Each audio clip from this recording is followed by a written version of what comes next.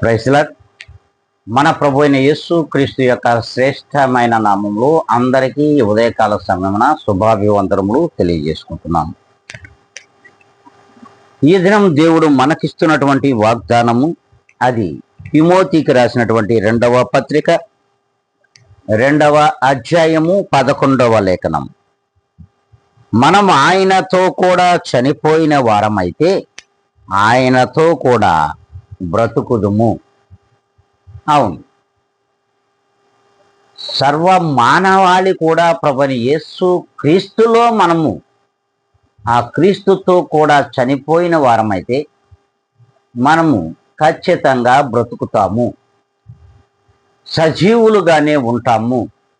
అంటే ప్రభు అయిన యేసు క్రీస్తు నందు ఎవరైతే మృతి నుండి ఉన్నారో, మరణించినటువంటి ఇట్టి వారందరూ కూడా తిరిగి బ్రతికింపబడతారు అంటున్నారు. అంటే పాపపు జీవితానికి ఈ లోకములోని పాతర వేసి తిరిగి ప్రభుని యేసు క్రీస్తు ఏ రీతిగా పునరుద్ధానుడయ్యారో ఆ రీతిగా మనము కూడా పునరుద్ధానులుగా జీవిస్తాం. అంటే ఎన్నడెన్నడూ కూడా ఆ పాత రోత జీవితాలకు, ప్రాచీన జీవితానికి ముగింపు పలికి నూతనమైన జీవితంలో ప్రభుని యేసుక్రీస్తుతో బ్రతుకుతాము అని అర్థం.